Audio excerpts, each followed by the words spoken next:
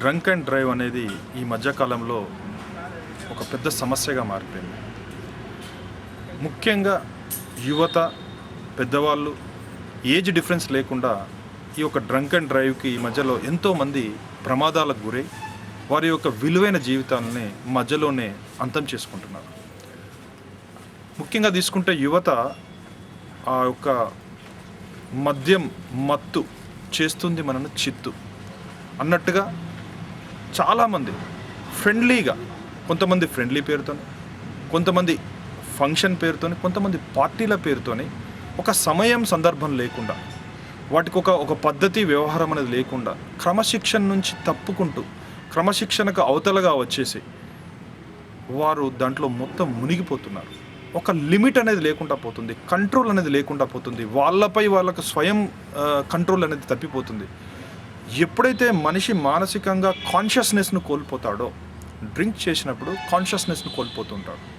Even కూర్చున్న దగ్గర కూడా, even drink and drive a విధంగా డేంజరస్ చేస్తుందో, ఈవెన్ ఫ్రెండ్స్తో కూర్చున్నప్పుడు దగ్గర వాళ్ళ మధ్యలో మానవ సంబంధాలు, వాల్యూస్ దెబ్బతిని వాళ్ళకు వాళ్ళు కొట్టుకున్న వాళ్ళు ఉన్నారు, అక్కడనే చంపుకున్న వాళ్ళు కూడా ఉన్నారు. ఇదొక యాంగిల్ అయితే, ఇప్పుడు మనకు ముఖ్యంగా ఈ యొక్క తాగిన తర్వాత బయటికి వచ్చి డ్రైవ్ చేస్తూ వాళ్ళ యొక్క జీవితాలను తృణప్రాయంగా, ఆలోచన అనేది వాళ్ళకి ఇది జరుగుతుందా జరగదా అనే ఆలోచన పూర్తిగా విస్మరిస్తూ, ఏం కాదులే నాకు, ఏమవుతుంది నాకు అనే ఒక విలువైన జీవితం, మనిషి జీవితం ఎంతో ఎంతో విలువైనది, అద్భుతమైనది, దేవుడిచ్చిన ఒక వరంగా భావించాలి. కానీ దాన్ని ఒక శాపంగా మార్చుకుంటున్నాం. కేవలం ఒక బానిసగా మారి, మద్యం మత్తుకు బానిసగా మారి మన విలువైన జీవితాన్ని రోడ్డు మీద ప్రమాదాలకు గురి చేస్తూ ఇటు కుటుంబానికి క్షోభ చేస్తున్నాం, తల్లిదండ్రులకు, దగ్గరి మిత్రులకు, బంధువులకు దూరం అవుతున్నాం.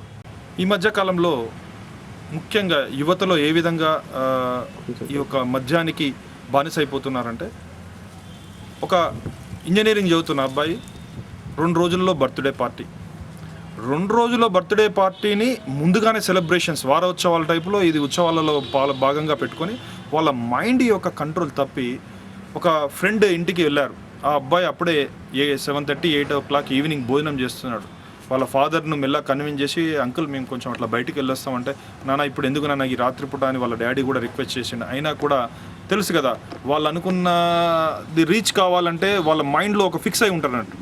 ఎట్లయినా ఏదైనా అబద్ధం చెప్పైనా పర్లేదు, మొత్తం మీద ఎదుటి వాళ్ళను కన్విన్స్ చేసి వాళ్ళు అనుకున్న రీచ్ కావడానికి, వాళ్ళు అనుకున్న రాంగ్ లక్ష్యాన్ని సెలెక్ట్ చేసుకుంటారు కదా, దానికి వెళ్ళడానికి ప్రయత్నం చేస్తారు. కాబట్టి ఆటోమేటిక్గా వాళ్ళు ఆ అబ్బాయితో సహా ఆల్రెడీ లోపల 3 ఉన్నారు.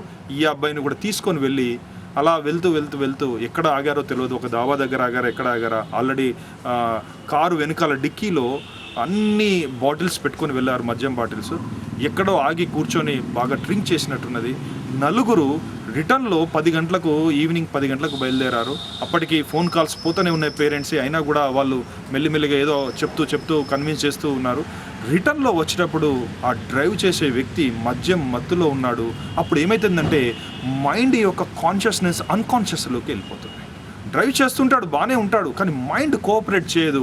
దాంట్లో కళ్ళకు చీకటి రావడం, ఆటోమేటిక్గా బాడీ మైండ్ కోఆర్డినేషన్, దీన్ని BBC అంటారు, బాడీ బ్రెయిన్ కోఆర్డినేషన్ దెబ్బతినడంతో ఆటోమేటిక్గా ఆ ఒక వేగంగా వస్తున్నది ఇంకా వేగం పెరిగి వెళ్ళి ఒక చిట్టుకు ఢీకొట్టడంతోనే డ్రైవ్ చేస్తున్న అబ్బాయి, ఏదైతే ఇంటి నుంచి తీసుకువెళ్ళిన అబ్బాయి ప్లస్ ఇంకొక అబ్బాయిలో చేంజెస్ ఏంటి అంటే, ఆ డాష్ కొట్టడంతోనే ఈ ఇద్దరు స్పాట్ డెడ్ అయ్యారు. ఇంకో అబ్బాయికి కాలు, సో ఆటోమేటిక్గా ఒక అబ్బాయికి చెయ్యి, ఇంకో అబ్బాయికి హెడ్ ఇంజరీ. సో ఆలోచించండి, ఈ తీసుకువెళ్ళిన అబ్బాయి ఒక అబ్బాయి, ఒకడే కొడుకు. ఒక కుటుంబం మొత్తం వాళ్ళ జీవితాంతం ఇక ఏడ్చుకుంటూ కుమిలిపోతున్నారు. కానీ కారణం ఏమిటి? దీన్ని వెనుకున్న కారణం ఏమిటి? ఎంజాయ్ అంటే చనిపోవడమా? ఎంజాయ్ అంటే ఏంటిది? అంటే కుటుంబాలు కంప్లీట్గా రోడ్డు మీద పడి చనిపోవడమా? కాదు కదా. ఎందుకు ఇలా జరుగుతుంది అంటే, ఒక డిసిప్లిన్ లేని లైఫ్, అవగాహన లేని లైఫ్. ఎంతో విలువైన ఈ జీవితాన్ని 10 మందికి సేవ చేయడానికి ఉపయోగించడం లేదు, ఒక ఆర్మీలో పనిచేయడానికి ఉపయోగించడం లేదు, సోషల్ వర్కర్గా పనిచేయడం లేదు. కేవలం ఒక్కటే ఒక రీజన్ ఏంటంటే మత్తు, ఎంజాయ్ చేయాలి, ఫ్రెండ్స్ అంటే తప్పకుండా పార్టీ చేసుకోవాలి, కూర్చోవాలి, తాగాలనే ఒక కాన్సెప్టు రోజుకి యువతలో ఒకటి బలంగా నాటుకపోతుంది. ఈ కాన్సెప్ట్ నుంచి బయటికి రాకపోతే, ఈ అలవాట్ల నుంచి బయటికి రాకపోతే ఆటోమేటిక్గా ఎవరైతే అలవాట్లతో ఉన్నారో వారు నష్టపోతారు, వాళ్ళ కుటుంబాలు నష్టపోతాయి, ఆటోమేటిక్గా వాళ్ళ భవిష్యత్తును కల రాసుకున్న వాళ్ళు అవుతారు. రీసెంట్గా ఒక హైదరాబాద్లో రింగ్ రోడ్ పైన హ్యాపీ న్యూ ఇయర్ వేడుకలు. హ్యాపీ న్యూ ఇయర్ వేడుకలు అంటే ఏంది అంటే దానికి మీనింగ్ ఏం లేదు. 70% 60% ఏంటంటే తాగాలి, తినాలి, ఎంజాయ్ చేయాలని ఒక కాన్సెప్ట్. అంటే దీన్ని ఏమంటారంటే ఒక కాంటెంట్ పెట్టుకున్నాం. ఆ కాంటెంట్లో యువత మొత్తం రాత్రి వరకు ఎంజాయ్ చేశారు. కార్లో వస్తుంటే అనుకోకుండా పెద్ద వెహికల్కి, హెవీ వెహికల్కి డాష్ ఇవ్వడం జరిగింది. అక్కడే నలుగురు ఫ్రెండ్స్ అక్కడనే స్పాట్ డెడ్ అయ్యారు. ఏంటిది? వీటికి రెమెడీ ఏంటిది? ఒక్కసారి యువత ఆలోచించండి. ఈవెన్ పెద్దవాళ్ళు కూడా కొంతమంది కంట్రోల్ తప్పి ఈవెన్ ఈ విధంగా యాక్సిడెంట్కి లోనే చనిపోయిన వాళ్ళు కూడా ఉన్నారు. ఒక్కసారి ఆలోచించండి. మీరు అంటే మీరు కాదు కదా, మీరు ఒక సమాజంలో ఒక వ్యక్తే కదా, అందరు వ్యక్తులు కలిస్తేనే సమాజం కదా.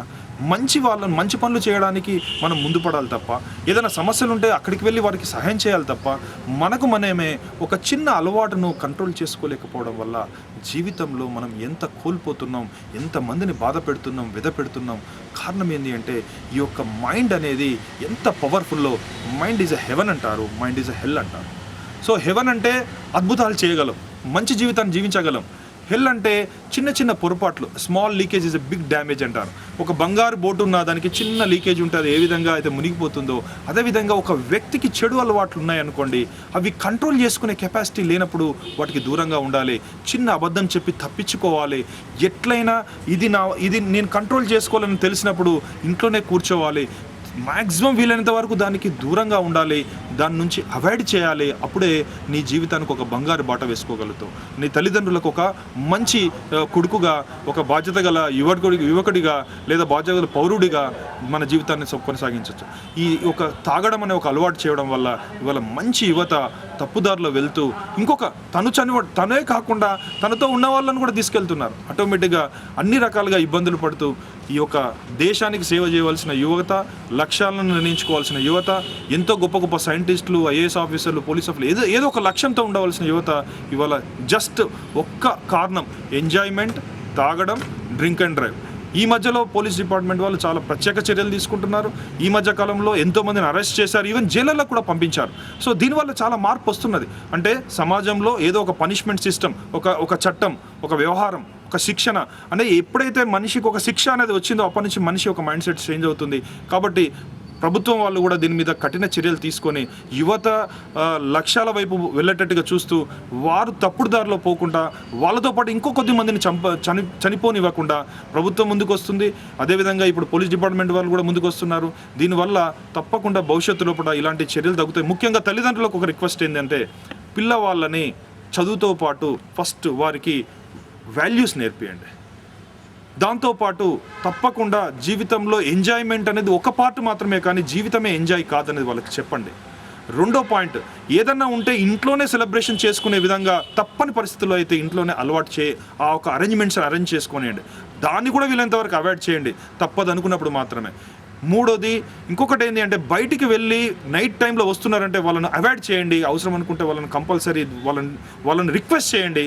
కానీ వాళ్ళు బయటికి వెళ్ళి మళ్ళీ ఇంటికి వస్తారా రారనే ఈ ఒక రోజుల్లో ఏ క్షణం ఏమవుతుందో అనేది చెప్పలేని పరిస్థితులు. కాబట్టి దయచేసి పేరెంట్స్ కూడా పిల్లల్ని వీలైనంత వరకు ముఖ్యంగా ఈ మత్తు పదార్థాలు కావచ్చు, లేదా డ్రింకింగ్ హ్యాబిట్స్ కావచ్చు, ఆల్కహాలిక్ కావచ్చు, తర్వాత ఇంకా సిగరెట్ లాంటి ఇంకేదైనా గుట్కాలు కావచ్చు, ఇలాంటి అన్నిటినీ అవాయిడ్ చేయడానికి వాళ్ళకు సంస్కారం అనేది చాలా ముఖ్యం. కాబట్టి వీలైనంత వరకు మన జీవితంలో ఏం సంపాదించినా ఒక చిన్న మైనస్ పాయింట్తో అన్నీ కోల్పోతున్నాం. ఆ కోల్పోయే దాన్ని పిల్లలకి ఎప్పటికప్పుడు ప్రేమతో, అభిమానంతో దగ్గర తీసుకొని చెప్పి వాళ్ళకు తప్పకుండా పర్సనాలిటీ డెవలప్మెంట్, శిక్షణ తరగతుల దగ్గరికి, లేదా వీలైనంత వరకు పెద్దవాళ్ళు, ఇదివరకు ఫ్యామిలీస్ అన్ని కలిసి ఉండేది. సో ఇప్పుడు న్యూక్లియర్ ఫ్యామిలీస్ అయిపోయినాయి. చెప్పేవాళ్ళు లేరు, చెప్తే వినేందుకు కూడా వాడు సిద్ధంగా లేడు పిల్లవాడు. ఎందుకంటే నువ్వు చెప్పుడు ఏంది అనే ఫీలింగ్ వచ్చింది. కారణం ఏంటి అంటే మన రిలేషన్స్ తక్కువైపోతున్నాయి. నేనే గొప్పవాడిని అనుకుంటున్నారు.